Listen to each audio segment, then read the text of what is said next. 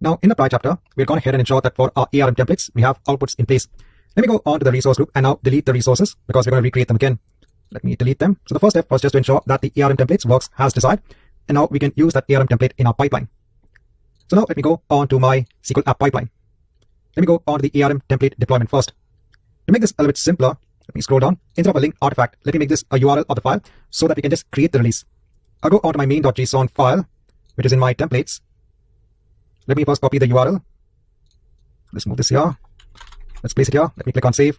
At the same time, from Visual Studio Code, let me copy the code for main.json and ensure that it is replaced here. Let me click on save. Now, going back onto our pipeline, I told you that there are two outputs that we had, right? If I go onto my main.json file, it's the web app name and the SQL Server fully qualified domain name. So with these outputs, we need to map it onto variables that can be defined as part of our pipeline. Remember that there are predefined variables. So when it comes onto your pipeline.workspace, or when it comes onto your build.sources directory, there are only predefined variables when it comes onto your pipelines. And we can define variables here, extra variables, which we might want as part of the pipeline itself. So we have to now define those outputs as variables here. I'm going to click on add. For the name, let me take the web app name, place it here. Scroll on to the right. I'll say it is settable at release time. Let me add the other variable. Click on add. So initially, we don't need any values. If you want, you can provide some dummy values.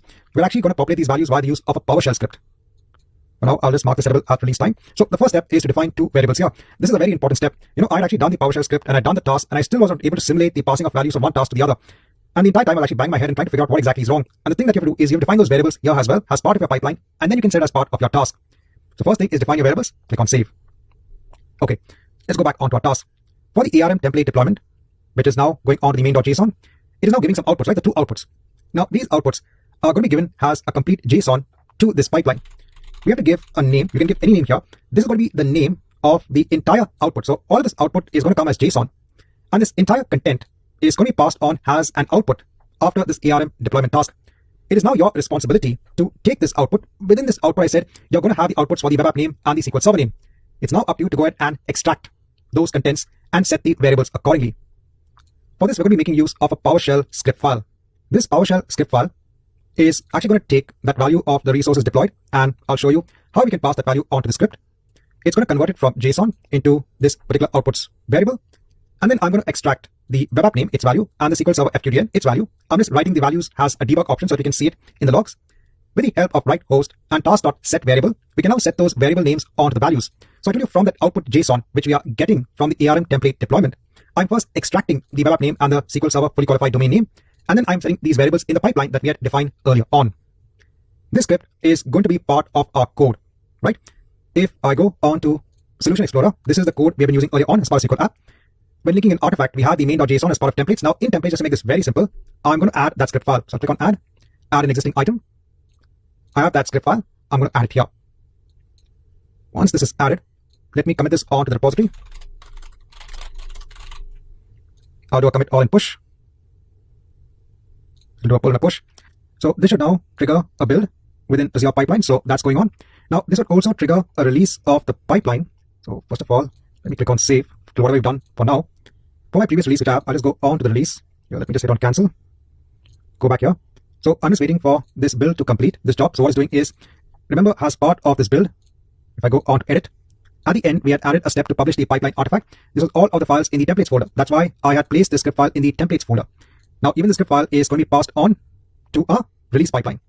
But before the release pipeline actually starts, I'm going to cancel it. I just want the build to complete because we still need to complete the editing or configuration of our release pipeline. So let's just wait. So the build pipeline is complete. It's gone on to the release. Let me hit on cancel to cancel this release. Let's go back on to editing our pipeline. I'll again go on to the task. So where we had left off, we had added the deployments output when it comes onto a name. So I said the outputs are going to be given as part of this name. I'm going to add now another task. This is going to be a PowerShell task. So I'll choose PowerShell, click on add. I'll go on to the script here. In terms of the file path, I'm going to browse now.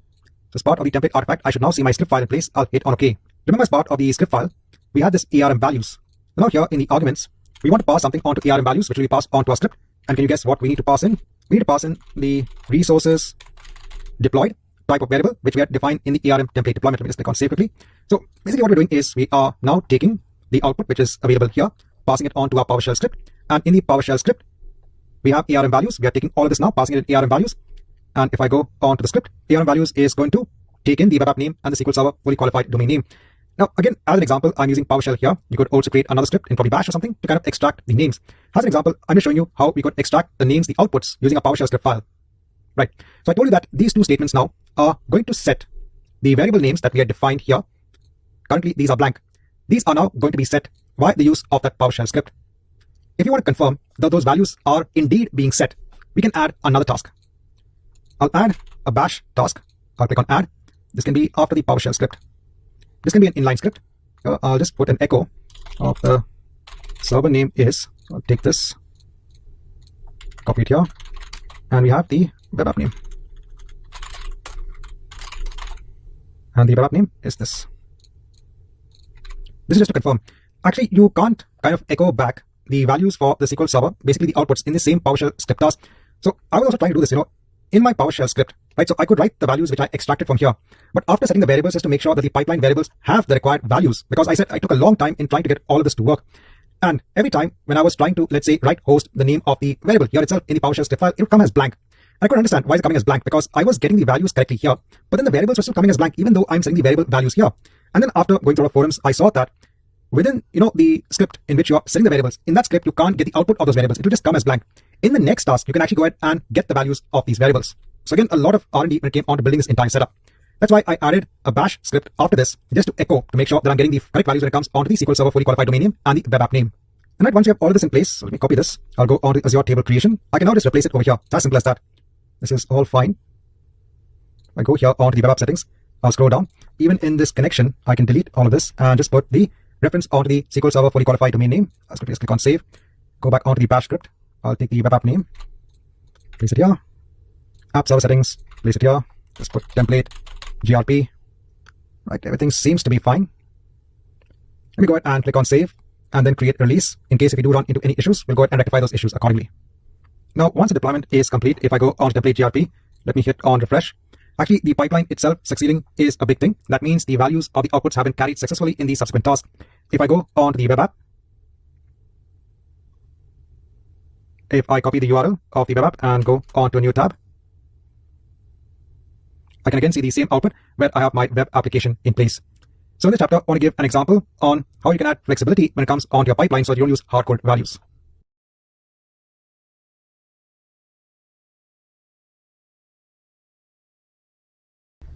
I'll go on to my SQL app pipeline. For the SQL app pipeline,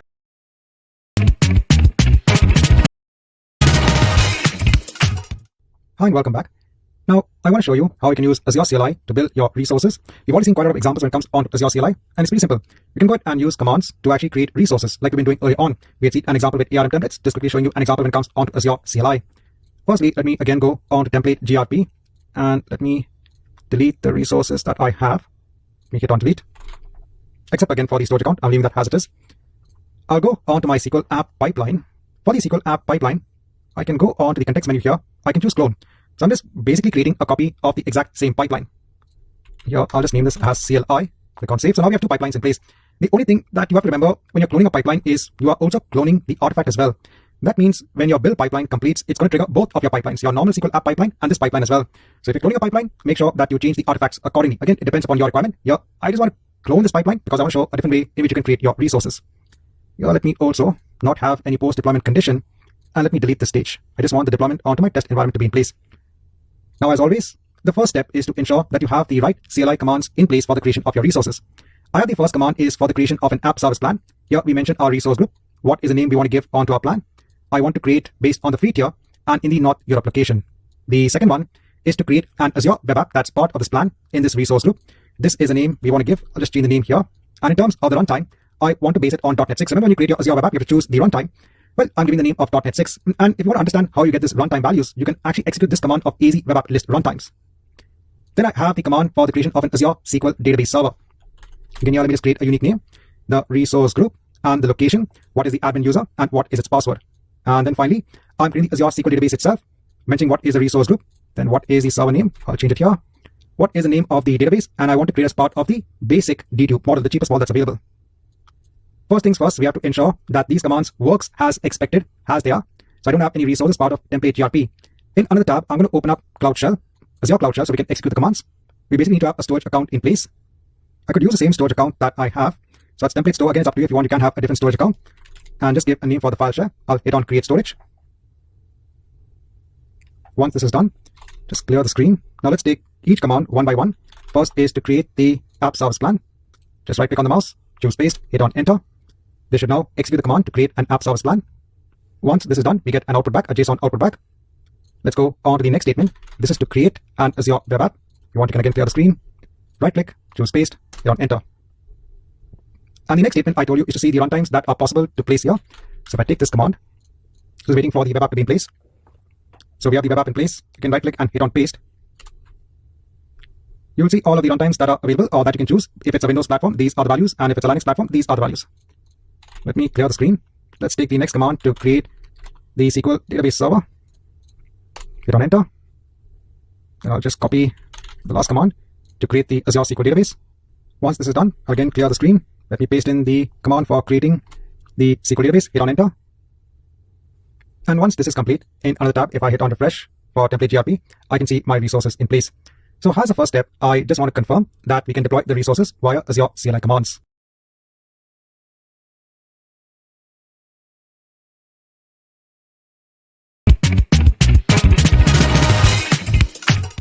So in the prior chapter, we've gone ahead and seen how to create our resources by the use of Azure CLI commands. Now let's see how we can incorporate these commands as part of our pipeline. First of all, let me go ahead and delete the resources that I create except for my storage account. Click on delete. Let me go on to the pipeline. So this is my SQL app pipeline CLI. I'll go out to my tasks. Now I'm going to remove the task for the ARM deployment, the PowerShell script, and the Bash script. I'm going to add an Azure CLI task. We'll add two of them. One will be for the Azure web app, and the other one will be for the SQL database. Choose my subscription, choose PowerShell, and inline script. Let's copy our scripts. So I'll just copy the first two commands for the creation of the app service plan and the Azure web app. Here, let me quickly just change the name of my web app, and I'll copy this. Let me click on save. Let me go on to the web app here to make things simple. I'll hardcode the name of my web app and also the Azure SQL database. Template GRP. Click on save. Now I'll add another Azure CLI task. This will be for the Azure SQL database. PowerShell, inline. Take the next two commands. Place it here. Again, let me just change the name of the SQL server. Then I'll go on to the table creation. I will need to also append .database.windows.net. This is the fully qualified domain name. This is fine. Go on to the app settings. Change it here. Let me ensure to add the fully qualified domain name. And once you have all this in place, let me go ahead and create a release. And let's come back once this is complete. Once the deployment has succeeded, if I go on to template GRP, if I hit on refresh, I can see my resources in place. And again, if you want to confirm, you can take the URL for your Azure web app. So just close this. Take the URL, go on to a new tab, and you can see everything working as expected. So in this chapter, I want to go ahead and show you how you can have Azure CLI commands to create your resources as part of your pipeline.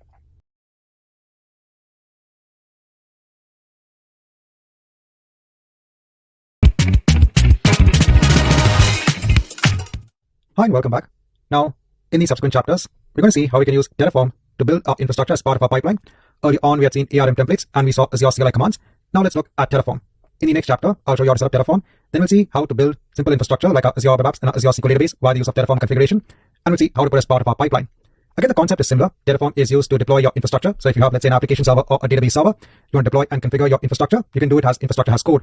Again, you have a code file, it's actually a configuration file within Terraform, which can be used to deploy your resources. Again, you can change the code whenever required. You can share the code. You can create different versions of your code. And what makes Terraform very popular is it not only works with Azure, you can use it to deploy resources on Amazon Web Services, on Google Cloud, etc. There's a lot of functionality available within Terraform. It works with a variety of cloud providers. The code is in a human readable format. It has an avid community. It's an open source project. So a lot of benefits when it comes onto the usage of Terraform. Now, just a quick note when it comes onto the workflow, the basic workflow for Terraform. The first step is to go ahead and write your Terraform configuration file. This basically defines the resources that need to be deployed. So let's say you deploy an application server and a database server as part of your infrastructure. You first define the definition of those resources within your Terraform configuration file. Let's say in your target environment, you don't have these resources in place. You define it first in your Terraform configuration file. Then you create something known as a Terraform plan. The Terraform plan will actually look at your configuration file and decide on the resources that need to be deployed or changed. It does this via the use of a state file. And then finally, you do a Terraform apply. When you do a Terraform apply, it will apply all of the changes as per your Terraform configuration file. This will then deploy, let's say, your application server and a database server onto your environment. We're going to be using the Terraform CLI. You just simply download a Terraform binary file on your local machine, on your laptop basically. You develop your configuration file, and then you can go ahead and plan and apply the configuration file accordingly. So if you look at Terraform, there's actually an open source tool that's developed by HashiCorp. It helps you automate and manage your infrastructure. It uses a declarative language when it comes on defining your code. And you can use it to build infrastructure on multiple cloud environments. So let's look at how we can use Terraform to build our infrastructure.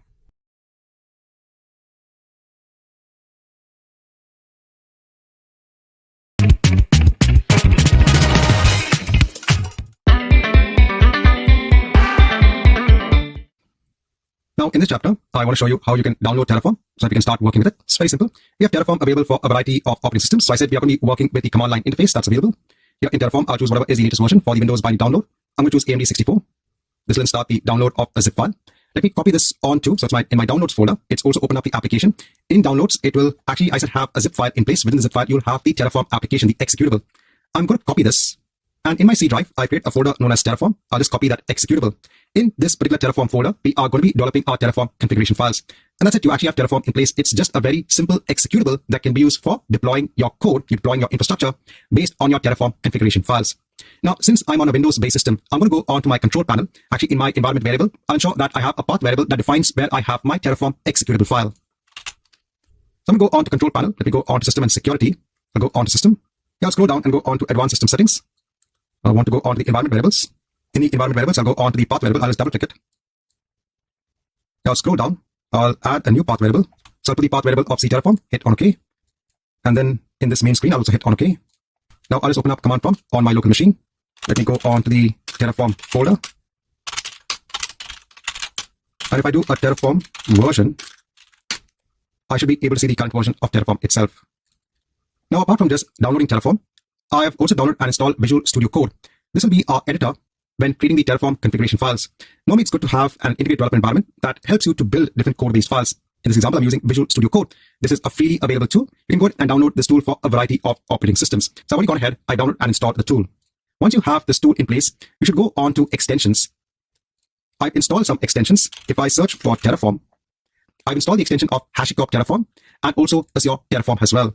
For you, you might be having a button to install both of these extensions. Since I've already installed these extensions, I have the ability to uninstall them. So the two steps, the first step is to download the Terraform executable. The next step is to have a tool in place that will allow you to develop your Terraform configuration files.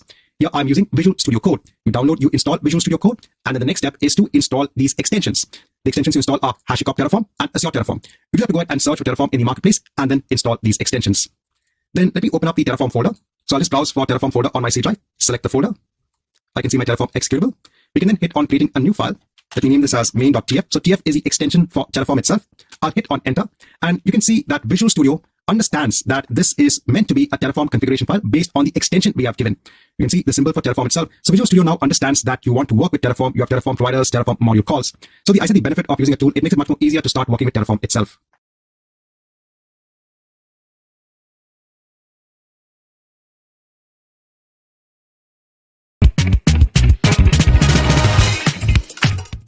Now, in this chapter, we're going to build a Terraform configuration file for the deployment of our resources. So similar to the way in which we had looked at ARM templates and Azure CLI for the creation of our Azure Web App resource and the Azure SQL database resource, we look at how we can use a Terraform configuration file to achieve the same purpose. And as always, the first step is to ensure that we have the right configuration file in place for the deployment of the resources as they are. Here in the Terraform folder that I have on my C drive, I have the terraform.exe. So again, I'll just recreate the main.tf file. This is going to be our main Terraform configuration file. The first thing we're going to do is to define the Terraform block wherein we have the required providers. Here we want to specify that we want to use the Azure RM provider that's available with Terraform. See, Terraform has the ability to work with a variety of cloud-based providers. So with ARM templates and Bicep, you only have the facility to work with Azure-based resources, but with Terraform, you can also work with other cloud providers such as Amazon Web Services, Google, etc. Here in terms of the source, I'll mention the source accordingly. And in the version, I can mention the most recent version that's available. This is when it comes on to the required provider. Then I need to give details about how this provider is actually going to connect onto our Azure account. For this, we need to mention something known as the subscription ID. Then what is the tenant ID? What is the client ID? And what is the client secret? And I'm going to explain how do we get all of these values. So to get all of these values, we're going to go onto the Azure Active Directory service. I'm going to go on to app registrations. I'll create a new registration. I'll just give an application name and then hit on register. In the overview, I'm going to copy the client ID. I will specify it here. I will take the directory or the tenant ID and let's copy it here. For the subscription ID, that's actually quite simple. if you go on to another tab as part of your Azure account, if you go on to your subscriptions, you can take your subscription ID and we can place it here. Finally is the client secret. For that, you have to go on to certificates and secrets as part of your Terraform app registration. Here, generate a new client secret. Here, you can just give a name for the secret and click on add. Copy this password. Now itself, this value, you will not get the same value, or you will not get this value once you navigate away from the screen, and place it here. So all of these details will actually help this Terraform configuration file to connect onto your Azure account and deploy the required resources. Let me go ahead and click on save. The next thing we have to do is go on to your subscription. So I have one subscription in place. Go on to access control. We now have to add a role assignment. We need to give permissions onto this Terraform application object that we just created. To make this simple, I'm going to choose the contributor access. Go on to next. I'll click on select members. I'll search for Terraform here. I'll choose the Terraform application object and hit on select. Go on to review and assign and do a review and assign of the role. The next step is to now define resource blocks for the deployment of our app service plan, our Azure Web App, our Azure SQL Database Server, and the Azure SQL Database itself. Let me go on to my resource group, that's template GRP. Here, let me delete the resources that I have. Let's go back onto the configuration file. Now, if you go on to the Terraform documentation, you will actually see the resource definitions for the different resources that you need to create. Again, we're not going into details when it comes on Terraform. I have a separate course when it comes on to the entire implementation of Terraform when it comes on to Azure. Yeah, we just want to see how can we use Terraform when it comes on to deploying resources as part of our pipeline. This first resource block is for the definition of our app service plan, the resource deployment. I'll copy this here from the documentation and place it in my script. We just need to give a name of the resource. This is for the definition of the resource within the Terraform configuration file. I'll give the same name here. This is going to be the name of the actual resource that is going to be deployed. The name of my resource group is template GRP and the location is North Europe. I'll leave the OS type as Windows. And in terms of the SKU, I want to use the free tier. This is for the app service plan. Next is for the Azure Web App. So I'll scroll down. This is the definition. I'll copy this. Let me place it here. I need to give a name, unique name for my web app. I'll give the same name here. Again, my resource group, my location. And in terms of the service plan, we need to reference the service plan, its ID. In the site config, I'm going to put something known as the always on feature has false because we can't keep this true when we have a free app service plan. I need to mention something known as the application stack. In this application stack, I can mention the current stack has .NET. See, I want to deploy a web app that supports .NET version 6. And this resource, just like ARM templates, has a depends on clause where it depends upon the app service plan. Let me save this. Next, let's go ahead with the deployment of our Microsoft SQL Azure Database Server. I'll scroll down. Actually, there's a lot when it comes, but you don't need everything. So I'll just copy some bits here and then make the changes accordingly. I'll just give a unique name, copy this and place it here. Again, the resource group is template GRP. The location is North Europe. We go ahead and just type this so we have a complete view. The version is fine. In terms of the admin login, so I'll press SQL user. And the password as Azure @123. And that's all. We don't need all of this. Save this. And finally is the deployment of the SQL database itself. So I'll just scroll down. Take this and I'll just put what is required. So appdb, put the same name here. In terms of the ID, I need to take the SQL server, place it here. License included. Just put a less size here. We don't need a read scale. In terms of the SKU name, I'll use the basic. Then I don't need all of this. And this has a dependency on the SQL server. So let me save all of this. Now, I practice a lot when it comes on Terraform. Once you have a lot of practice in place, it becomes easy to go ahead and develop these Terraform configuration files. Now, once you have these files in place, it's now time to deploy the resources based on this Terraform configuration file. You can do it from a terminal from within Visual Studio itself. This will open up PowerShell. The first command you need to execute is Terraform init. This is going to download that Azure RM module that's actually required to interact with Azure from a Terraform configuration file. The next step is to go ahead and create a Terraform plan. So I'll issue the plan command and create a plan file. This is going to compare actually the resources that I have as part of my Azure account and what I want to deploy. You're just giving me an error because I just need to go onto my provider and just put an empty features block. I'll click on save. Let's try this again to create a plan. So here it's telling us that we have 4 resources that need to be added, and here it will give information when it comes onto the resources that need to be created along with its properties. To apply the plan, we can copy this, Terraform apply, the main tier plan. So Terraform apply main.tf plan. And this will apply this plan accordingly.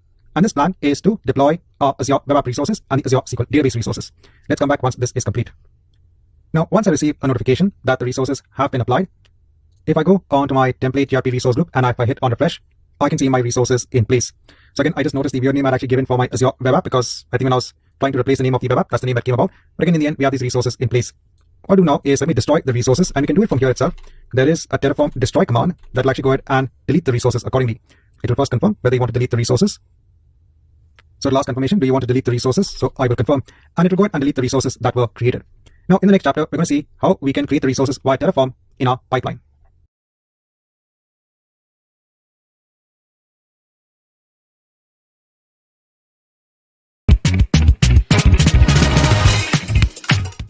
Now I'm back. Here, in terms of the Terraform configuration, so it's gone ahead and destroyed my resources. If I hit on refresh on template GRP, I don't have those resources in place. Here, in terms of my Terraform configuration file, I just made a small change onto the SQL Server name, and also I just made sure that my web app name was proper. Then I save the main.tf file. The next step what I did is, in Visual Studio, in terms of my code, the code I had earlier on, I had my templates folder. I added now my main.tf file, which has all my Terraform configuration. I published this onto my Azure repository that I have. So this was in my SQL app secure. This actually triggered a build of my build pipeline. So that is also done. I added the Terraform file. I'd also created, again, I cloned my SQL app pipeline and named it as Terraform. It actually triggered a release, that's release 1 for the Terraform pipeline. I just canceled that because we need to make changes onto this pipeline.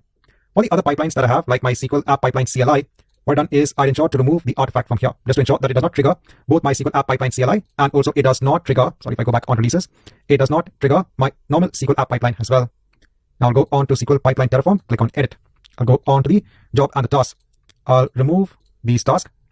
I need to add a task now for Terraform. Now in terms of Terraform, I have two tasks in place. In case, now for me, earlier on, I'd already tried it for my DevOps organization, so for my other project. So initially for you, it will ask you to actually install the Terraform tool from the marketplace. So similar on to the other extensions we had installed for Azure DevOps project, basically our organization, it'll take you on to the marketplace. This is again a free tool. You can go ahead and click on install. It will install it as part of your Azure DevOps organization. Once it's installed, you can start going in and using the tasks as they are. Before I'm going to add the task for Terraform tool installer, this is going to be our first task. So we can leave everything as it is. Then I'll add the next task of Terraform. I'll choose Terraform, click on add.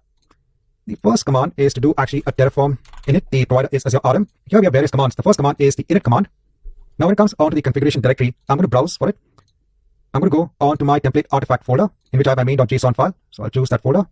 That's fine. So you can actually have a separate folder when it comes onto your Terraform configuration. For now, just to make things simpler, I have my templates folder in place. And because I have my build pipeline which execute, that's why I can see it has an artifact. I'll scroll down, choose my subscription, choose my resource group. Now we need to have a storage account in place. This is used for the Terraform state file. So I'll make use of the existing storage account that I have in place. Here in containers, let me create a new container. I'll name this as Terraform. Blob anonymous access. I'll hit on create. Go back onto my pipeline. I'll choose my storage account. Choose the container of Terraform. Here I'll put the name of the state file, terraform.tfstate. Let me click on save. Then the next command is again Terraform. So I'll click on add. This is now going to be the Terraform plan command. In the command, I'll choose Terraform plan. Again, choose my template artifact folder. So I'll take the Terraform configuration file from here. Choose my subscription, and this should be fine. I'll click on save. I'll again add another Terraform task. Click on add, and this is going to be the apply command to apply the resources. I'll choose apply. Again, choose my template artifact directory. Scroll down, choose my subscription. Then here in the additional command arguments, I'm going to put the auto approve so that it automatically approves the task of applying our Terraform configuration file. Let me go ahead and click on save. Now here, let me confirm the name I have for my Azure web app. I need to replace it here and here to be still part of template GRP. I'll click on save.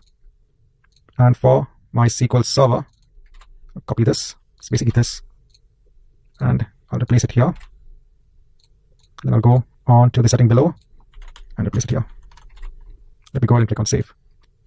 And now let me go ahead and create a release. So now the only difference is that we're using Terraform configuration file to go ahead and deploy our resources, and the rest remains the same. Let's come back once this is complete.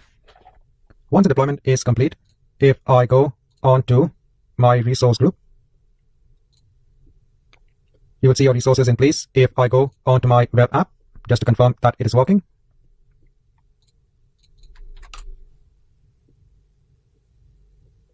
and everything is working as required. Now, I've shown you how you can use Terraform just as a cleanup process. You can go ahead and delete the resources that are part of the resource group, right? Template GRP as we've normally been doing.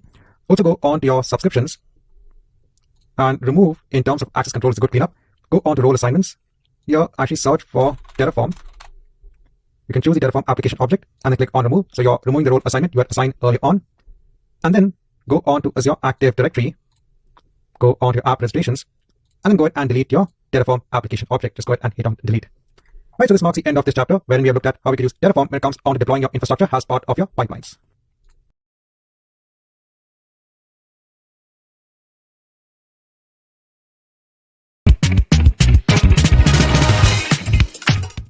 Hi and welcome back. Now in this chapter, I just want to show you an example on how you can extend a YAML build pipeline into a release pipeline. See, up to now we've seen most of our build pipelines in YAML and most of our release pipelines when it comes onto the normal classical interface, right? We have the UI interface. Only at one point in time when we were working with Docker-based images, when we were deploying it onto, let's say, the Azure Container Registry or to Azure Kubernetes, at that point in time, we had some deployment as part of our YAML script and we didn't need to use the classic version or the UI version of release pipelines. I want to showcase an example on how we can probably convert one of our existing pipelines that I have. So I have SQL App Secure, which I've been using earlier on, and extend it to deploy the application onto an Azure Web App and an Azure SQL database by making use of the existing task that we have, taking that as a benchmark and then adding code onto our YAML pipeline. So currently in SQL App Secure, I have my trigger, I have the pool, I have variables, I have steps in place. Then you get installer and you get command .NET Core CLI to build my project, .NET Core CLI to publish my project, and then I have the artifacts published onto the pipeline. If I compare this with my SQL App Docker here, so let's try to take some of these aspects when it comes on to building a release pipeline as part of YAML. I'll scroll on top, put the resources in terms of the self repository, then I'll scroll down. Now it's putting everything as part of stages. I told you that in your build pipeline, it starts directly from steps, but inherently it is part of a stage and it is part of a job. What you can do is you can take all of this and put everything explicitly as part of a job. So I can copy all of this and we can place it here. So we're having a stage, a build stage, and then as part of the stage, we are having now a job, a build job. If you look at these steps now, so the indentation is very, very important now. Since we now have stages that's defined here, the steps now need to come in line with the display name. And when it comes onto the task now, this needs to be in line with the steps. So we need to change all of this in terms of the input now needs to be in line with the task. So we need to indent all of this properly.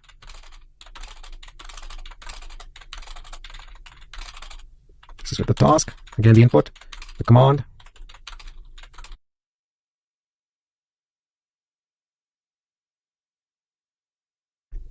Now I'm going to add another stage here, just copy paste. There's going to be a deployment stage. So again, we are splitting our pipeline into multiple stages. Again, we have a job, a deployment job. I told you that if you want to have your pipeline artifacts as part of the next stage, you have to ensure that you download the artifacts accordingly. Now, we actually don't need the templates because I'm not making use of it over here. We're going to be making use of the artifact staging directory. So if you want, you can delete this particular task of publishing the pipeline artifact. So here I'm ensuring to download the company app artifact that has all of my builds as part of my artifact staging directory. Now, I want to define the tasks that we had used earlier on. As an example, I'll go on to our SQL app pipeline. I'll click on edit. I'll go on to the task. I want to now put all of these 5 tasks as part of a YAML file. Now, one way of doing this is, if you go on to any task and if you view YAML, you'll actually get the YAML definition here. We can copy all of this and I can place it as a task. So in terms of the steps, I can place it as a task here now. I don't need the steps again, but it needs to be in line with the task. The display name, the inputs all need to be in line. So you can actually view the YAML for each task definition and place it here. You still need to make some changes here and there. So let me put the inline script. This also needs to be intended properly. So it needs to be under N here. And the same thing. We are deploying our app service plan. In terms of the web app, I'll just quickly give a new name. Let's go on to the next task. Again, view the YAML. I'll take the task. Again, let me go on to the task. Paste it here. So again, put the display name. Put the inputs properly.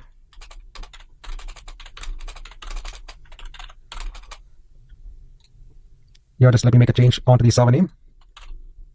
So this all is fine. Now let's go on to the next task, which is the table creation. View the YAML.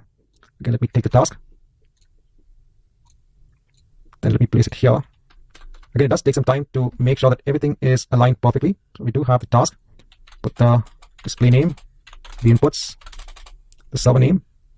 So make sure I make that change here. S3. The other details remain the same. SQL inline. So this also is okay. Let's go on to web app deploy. View the YAML. I'll copy this task.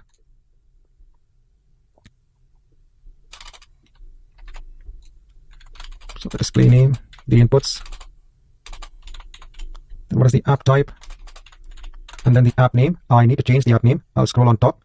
Whatever is the name I gave for my app, let's copy this. So you can place it here as well. So there is a package property that you can actually mention. So where is it supposed to take the zip file from? Remember that when it comes to deployment on the Azure web app, we need to take the zip deployment file. This is going to be available as part of pipeline.workspace as part of our company app artifact that we have downloaded here. Right, we downloaded here. And then it's searching for the zip file accordingly. And then the last task. Let's copy that as well. So copy all of this. Let's place it here. Again, put everything properly. Once all of this is in place, again, let me take the name of my SQL server. Let's make sure I just replace it here in terms of the TCP connection. In terms of my web app, let me go ahead and change it accordingly. Right, so we have everything in place. So as part of this entire YAML script, we are now doing the building and deploying. So instead of now using that classical interface when it comes onto the various tasks in our pipeline, we're putting everything as part of the YAML definition here itself, as part of my resource group. So I should only be having, again, so I do have the resources, so let me go ahead and delete them. So let's wait till this is complete. Once it's complete, so everything seems to be fine. Here, when it comes on to the artifact, so I'll just name this as SQL app secure artifact. So just copy this and place it here. This is what needs to be downloaded. Let me also ensure that I make the same change. So if I scroll down, when it comes on to taking my Azure web app, so SQL app secure artifact, and the zip content from there. At any point in time, you can also do a validation. So everything seems to be okay. I'll click on save. Let's say added release task and click on save. So again, we have basically two stages in place. Let's see if it gets deployed. If you have any errors, we'll make the changes accordingly. So let's come back after some time. Now it's just telling us that when it comes onto the deployment stage, that permission is required. I'll click on view and I'll click on permit. And again, let's come back to see what is the status of the deployment stage. And after some time, I've just gone onto the deployment stage and you'll see everything is complete. And you can go ahead and verify that everything's actually working as it should be. You can go onto your Azure web app and confirm. So in this chapter, I just want to show you how you can extend your build pipeline to release your application.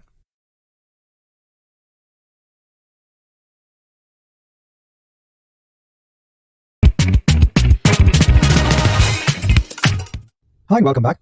Now in this chapter, I just want to give a quick example on how you can call your ARM templates when it comes onto your YAML files. This one comes onto a linked artifact. So here in my containers in a storage account, I have my SQL database.json file and SQL database parameters. We've already seen this before. This will go ahead and create an Azure SQL database server and an Azure SQL database. Then as part of my Azure repos, I have my main.json file in place. I've gone ahead and added the code when it comes onto one of my pipelines. This is now for deploying my resources first via the use of ARM templates, but this is in the YAML configuration. Here most of the aspects remain the same. When I do my build, I do a publish, I'm publishing my pipeline artifact, publishing my template artifact. This has the, or will have my main.json file. In the deploy stage, I'm downloading the artifacts.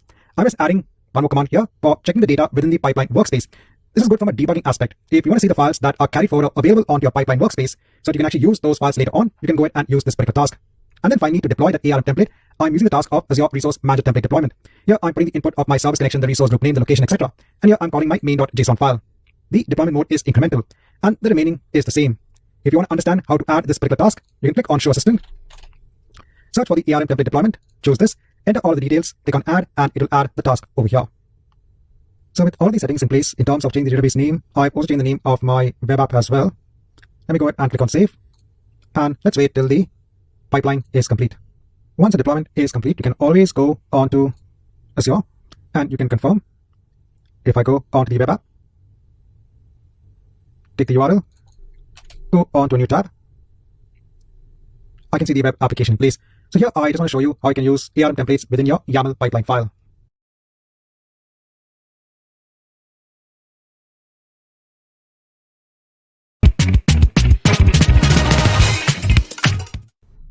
Hi and welcome back. Now in the subsequent chapter, we are going to look at an example on the implementation of something known as the desired state configuration. What is the purpose of desired state configuration? Now, let's say you're hosting a web application on an Azure virtual machine or a set of virtual machines. For the web application to be hosted, you might need to have Internet Information Services always installed on the machine for hosting the web application. You have to ensure that IS, Internet Information Services, is always in place. And if by any chance someone has gone ahead and uninstalled the role itself, automatically, again, Internet Information Services should be in place. So you want to ensure that the configuration of the machine does not drift or it could impact the application. For this, you can make use of PowerShell desired state configuration. Here you're trying to ensure the state configuration of a node such as an Azure virtual machine stays as it should be. When it comes on to the implementation of PowerShell DSC, we are going to look at a service or a resource known as Azure Automation. Azure Automation actually has an inbuilt server that can ensure that all machines receive the desired configuration. And you can manage all of the configuration and the nodes from the Azure portal itself. In the chapter, I want to give a quick introduction on the desired state configuration. In the subsequent chapter, we are going to look now at an example on how we can implement this.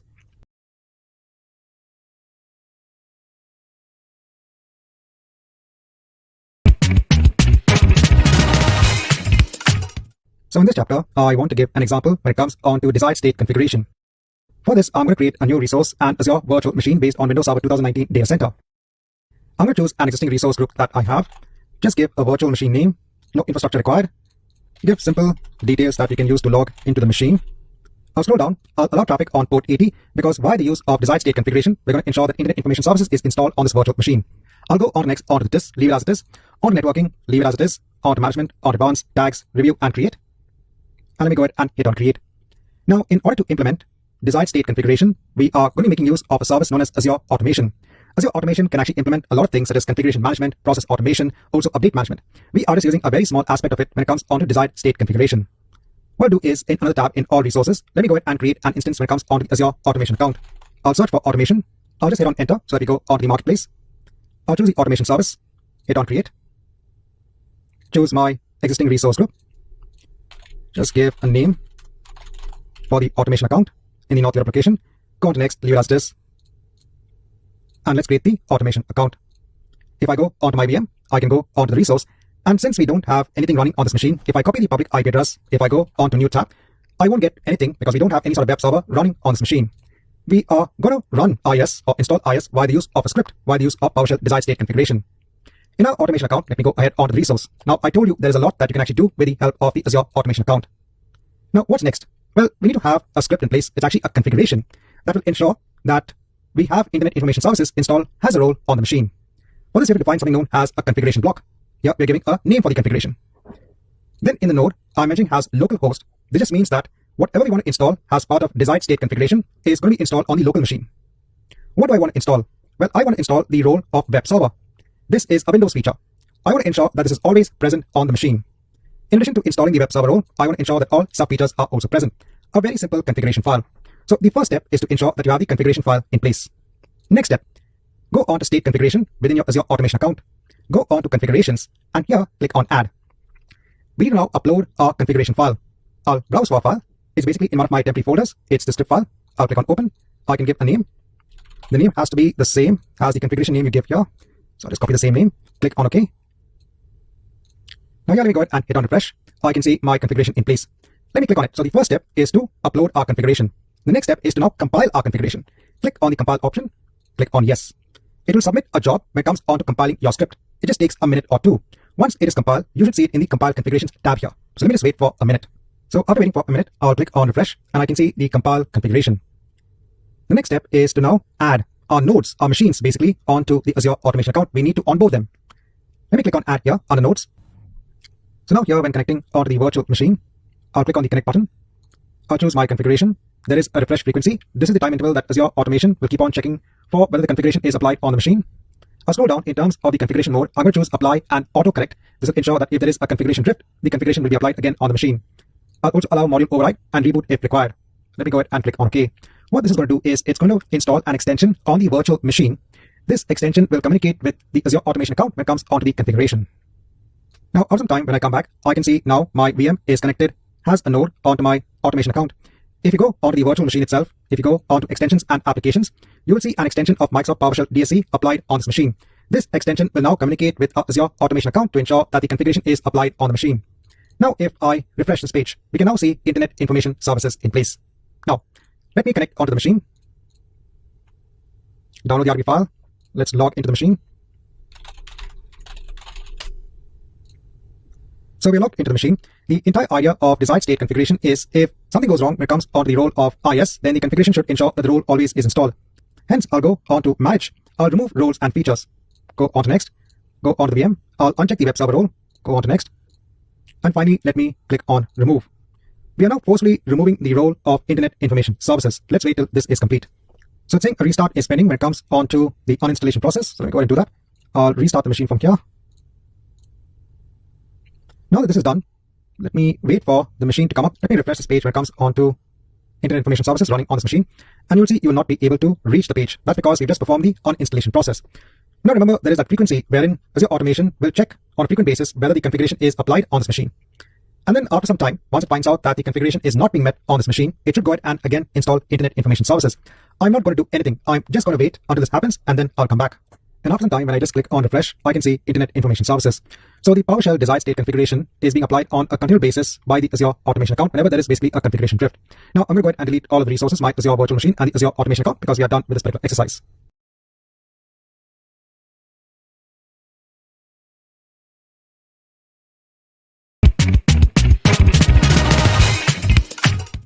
Hi and welcome back. Now in the chapter, I just want to give a note when it comes onto the DSC file resource.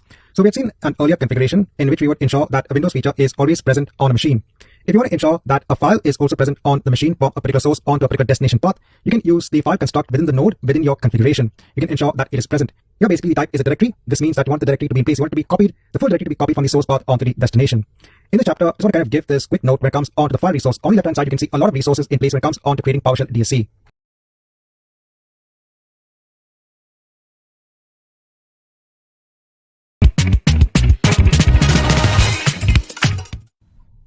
Hi and welcome back. Now I want to go through custom script extensions. If you're coming from an AZ-104 background, you'll be familiar with the usage of a custom script extension. With the use of a custom script extension, you can actually download and run scripts on the Azure virtual machine. Let's say that the first time the machine is created on the Azure platform, you want to ensure that the software automatically gets installed on the machine. You can make use of a custom script extension. You have to devise the script that's going to run on the machine. Then the extension will take the script, run it on the machine accordingly, but it's your job to create the script. So for example, it can be used for the post-deployment configuration or software installation on an Azure virtual machine. Now, I'm going to take a use case scenario as an example for applying this custom script extension on a machine. Do you remember earlier on, we had worked with deployment groups, wherein we had a machine on which in our pipeline, basically, we were deploying an application on Internet Information Services. There first, we would run a script that would make a machine part of the deployment group in Azure pipelines. And then in the pipeline itself, we would have a task for deploying an application on Internet Information Services on the Azure VM itself.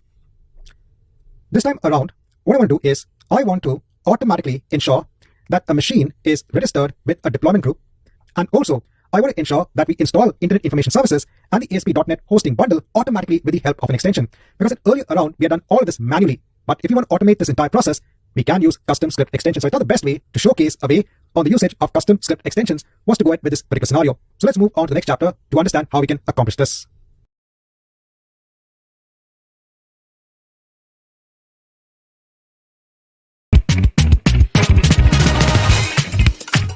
So again, just to refresh your memory earlier on, we had the use case scenario wherein we had virtual machines on which we installed Internet Information Services and an ASP.NET hosting bundle that could be used for hosting an ASP.NET Core application. We added those onto deployment groups. Under pipelines, if I go onto deployment groups, I have my Agile deployment group. If I go onto it, I have two VMs, they are offline. Let me go ahead and delete them since they are no longer required. In order to register a machine with the deployment group, we had to click on register and basically use a personal access token, copy the script on the clipboard, and then run this on the machine itself. This will ensure that the machine was made part of the deployment group. Well, I want to automate this process also of registering the machine with the deployment group, and I also want to automate the deployment of Internet Information Services and also the ASP.NET hosting bundle on the machine via the use of a custom script extension. So I first have a script file that is going to run by the use of the custom script extension on the Azure virtual machine. It's a PowerShell script file. So that extension is just going to go ahead and run this file as it is. Now, what am I doing in this script file? I'm first using the command of install Windows feature to install the web server feature, that is Internet Information Services, and also including the management tools. If you want, you can also write the output saying that we have installed Internet Information Services. Next, I want to install the ASP.NET hosting bundle. For that, I'm going to download the exe for installing that hosting bundle from our storage account, which we have. This is going to be downloaded on the Azure virtual machine in a path dtemp. The first command is to actually create a new directory on the Azure virtual machine, a temporary directory. With the help of invoke web request, we can go onto this URL, that is our storage account, download the exe, and it will go into this particular location.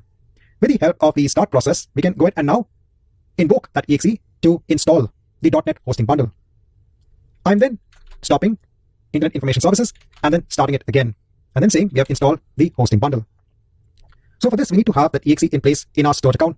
I have a storage account in place. If I go onto my storage account, let me go on to containers and let me create a new container.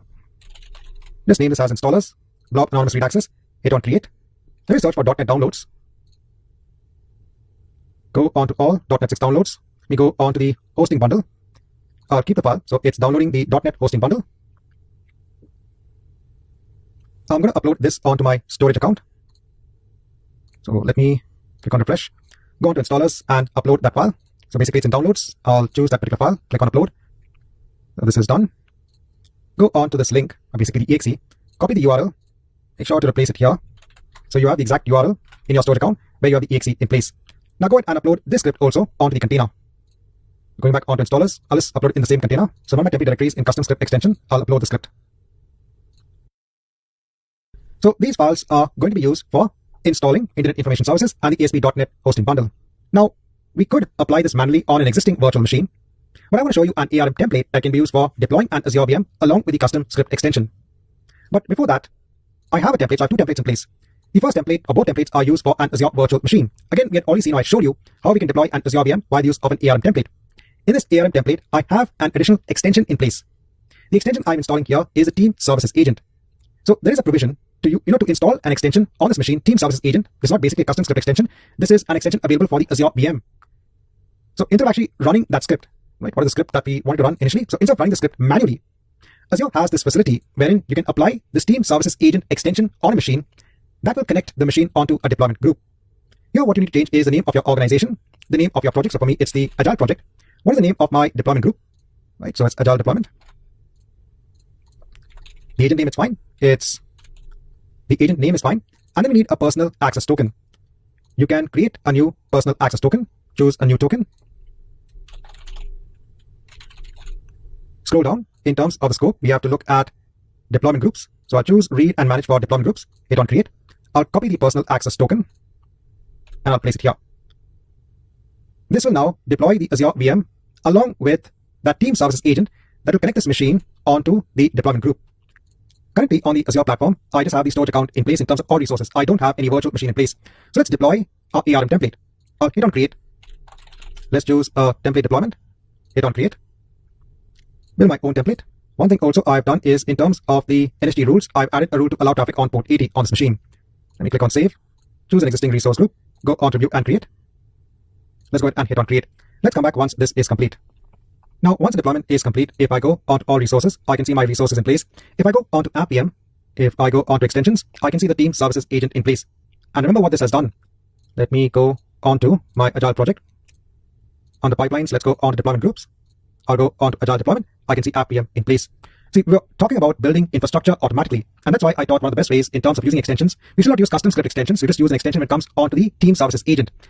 If you go on to extensions, if I click on add, you will see that you can add extensions to extend the functionality of your Azure virtual machine. And all we've done is we add the extension of Team Services Agent and ensure to connect it onto the deployment group. Now let's go on to the next chapter wherein we will implement custom script extensions to run the script file on our machine to install Internet Information Services and the hosting bundle.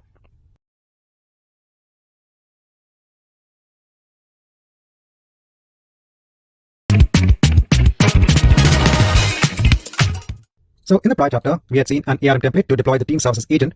I now have the ARM template which has the same details of the Azure VM, but here I have included the deployment. We have our Team Services Agent. I have another extension when it comes onto the custom script extensions. Please note that whatever has been deployed as part of the template, it's not going to be redeployed. This is an incremental deployment. So whatever is there is there. All it's going to do, this template is going to do, is it's going to add that custom script extension. In this custom script extension, we are telling to go ahead and basically run that script file. In the command, we are using PowerShell and the execution policy of unrestricted to execute that PowerShell script file. Now, when it comes onto the file URI, here I'm using something known as a shared access signature to authorize the template to access that particular file.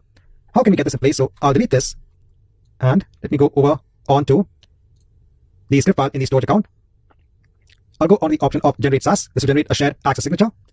Again, from the perspective of EZ204 and EZ104, you'll be well aware when it comes onto the shared access signature, I'll generate the SAS token and the URL.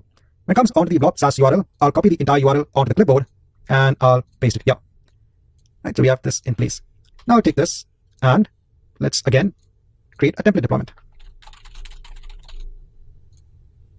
Hit on create. Go on to save. Choose my resource group. Go on to view and create. And let's go ahead and hit on create. Let's wait till this is complete. Now, once the deployment is complete, if I go onto the virtual machine, if you just want to verify that Internet Information Services is in place, so we can see it is in place. So that means our script has worked. Remember, we also have the hosting bundle in place. If you want to confirm everything works as expected, I have the pipeline which you had seen earlier on. This is just taking one of my web applications and I want to deploy it onto the virtual machine that's part of the deployment group. So it's running as a deployment group job. I have the task of manage IS and deploy IS. Let me go ahead and quickly create a release. So the deployment of the stage is complete. I also just had the evaluation of a gate. I'll just go ahead and click on cancel. But the main purpose is to check and see if our application works as expected, and yes, it is working. This means that the ASP.NET hosting bundle was also successfully installed on the Azure virtual machine. So I want to kind of use this as an example, this exercise, to show you how you can use extensions for Azure virtual machines to automate deployments of applications that are required on the VM itself.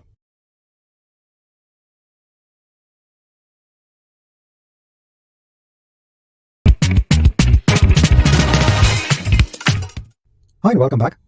Now, I want to go through how we can deploy virtual machine scale sets via the use of an ARM template. Again, coming from any exam background, you'll be having an idea when it comes onto the virtual machine scale set. It's used for scaling your virtual machine infrastructure whenever it is required. When the demand is high, it will increase the number of virtual machines. When the demand is low, it will decrease the number of virtual machines. Because let's take an example of an application that has been hosted on Azure VM. Now, when the load on the VM increases because the number of users probably using the application is increasing, you might want to add one machine onto this entire portfolio so that the application load can be distributed across the Azure VMs. But this is a manual intervention. You can make use of the virtual machine scale set, which can automatically increase the number of machines in the scale set that is hosting your application. You can create conditions based on metrics to decide when to increase the number of machines in your scale set. You can also put your scale set machines sitting behind an Azure load balancer so that the Azure load balancer can do the job of distributing the request from users across your Azure virtual machines that are running as part of the virtual machine scale set. So I said we are going to be looking at an ARM template deployment when it comes onto the virtual machine scale set.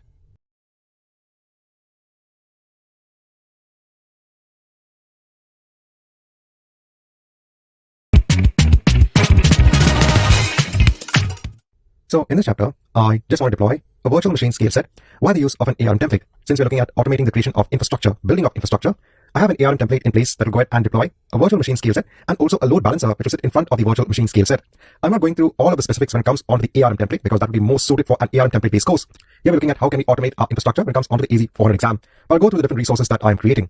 The first resource is the load balancer itself. We have a front-end IP configuration where I'm giving the resource ID of a public IP address. I'm actually creating the public IP address at the end of this particular script. I then have the name of the backend pool I'm creating. I have a load balancing rule. In the load balancing rule, I'm giving the ID of the front-end IP configuration and the ID of the backend address pool. I'm giving these specifics. So all of this is what we do manually, but we're specifying all these specifics when it comes onto the ARM template. I'm specifying the protocol, the front-end port number, the backend port number. I have the probe also. So I've defined the health probe, which is again listening on port 80. Then if I scroll down, I have the virtual machine scale set. Here I'm setting the initial capacity as 2. This means there'll be 2 instances running when the virtual machine scale set is spun up. I'm mentioning what should be the size of each instance, which is part of the virtual machine scale set. I'm ensuring that the upgrade policy is automatic. So if any updates are carried out on the virtual machine scale set, those updates will be automatically applied onto each machine in the scale set itself. Then I have the OS profile, the network profile. So all of this is mostly the same. And then I'm creating a virtual network that is going to hold the machines in the virtual machine scale set. And finally, the public IP address that is going to be assigned onto the Azure load balancer. In Azure, so I don't have any resources in place, just a storage account. I'll hit on create. Let's do a template deployment. Hit on create. Build my own template in the editor. Click on save.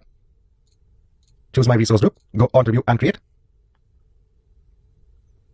Let me go ahead and hit on create, and let's come back once this is complete. Once the deployment is complete, if I go onto all resources, here I can see my virtual machine scale set in place.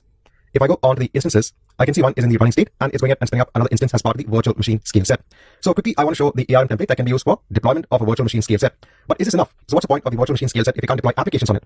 So in the next chapter, similar to what we have done for Azure virtual machines, wherein we deployed the agent for adding the machine onto a deployment group, and then a custom script extension for installing Internet Information Services and the hosting bundle. We've done that for the virtual machine itself. Let's now apply the same steps in the next chapter for a virtual machine scale set.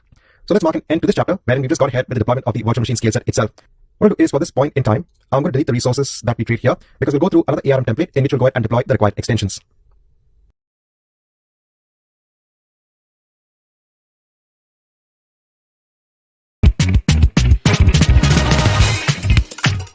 So in this chapter, I want to showcase the ARM template for deploying the team services agent onto the virtual machine scale set so that each machine can be part of the deployment group, and also to apply a custom script extension wherein we can install Internet Information Services, and also the hosting bundle can be installed on instance of the virtual machine scale set.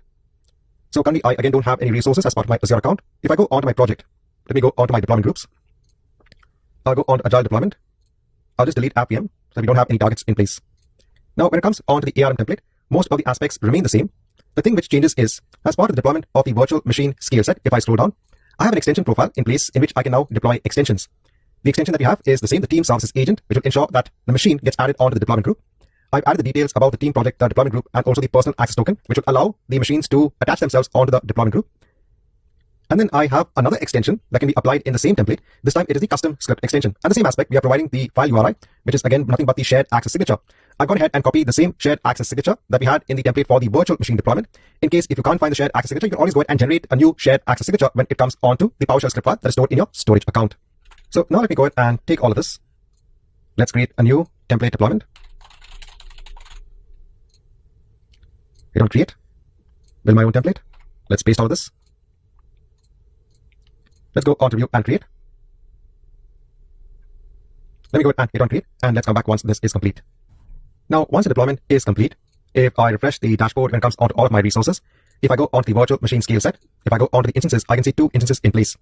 If I go onto my deployment group, currently, I can see 4 instances in place. Let me refresh this entire page again. So the 2 that are basically healthy, online, the other are offline. When it comes onto the virtual machine scale set, when it starts creating the machines as part of the scale set, normally an overscaling is done first initially, when you have multiple instances which are in the ready state before it goes down onto the actual number of machines that should be part of the virtual machine scale set. That is why you are seeing an increased number of machines as part of the scale set, because initially it might try to deploy 4 machines. This is how the scale set actually works. But in the end, because I mentioned that the count of machines should only be 2, that's why we only have 2 healthy machines as part of the virtual machine scale set and 2 machines basically part of our deployment group. Now, if you want to verify that even the other extension of Internet Information Services is also working on this machine and also the hosting bundle, I'm using the pipeline that we had seen earlier on, which was deploying an application via a deployment group job.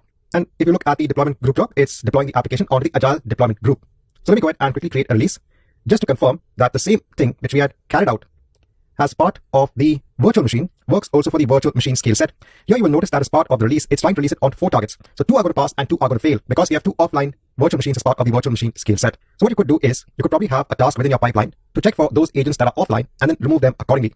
So if I go onto the stage, if I go onto the logs, you will see 2 have failed and 2 have succeeded.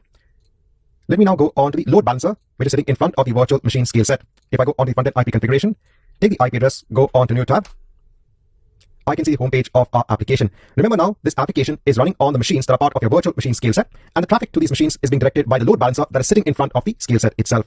So in this chapter, I want to show you the same way in which we had installed the extensions for the virtual machine can also be done for your virtual machine scale set.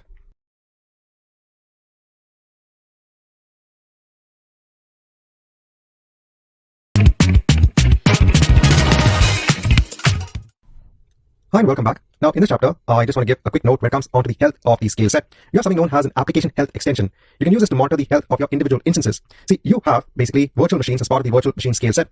If you want to monitor whether the instances are healthy or not, you can do this with the help of the application health extension. This can be useful when it comes onto the rolling upgrades that are carried out for your instances. You can also monitor the application health of each instance in a scale set and perform instance repairs. I just quickly want to show you where you can configure the application health for a virtual machine scale set. In the earlier chapter, I actually spun up a virtual machine scale set by the use of an ARM template. If you go onto the scale set itself, there is an aspect known as health and repair. Go onto it. Here you can enable application health monitoring. If I click on enable, here we have the application health extension. Here when I click on enable, we can see the application health extension. And what this will do is it will monitor the virtual machines in the virtual machine scale set based on the HTTP protocol and the port number of port 80. So in our case, because we have Internet Information Services running on the virtual machines that are part of the virtual machine scale set, when the scale set tries to contact the virtual machines via the HTTP protocol, it will get a successful response back. But let's say one of the machines has actually gone down. So when the scale set tries to contact that machine on port number 80, it will figure out that the machine is basically not in a healthy state. And then it will try an automatic repair. So you can go and enable automatic repairs when it comes onto the machines that are part of your virtual machine scale set. In this chapter, I just want to kind of give this quick note when it comes on the application health extension.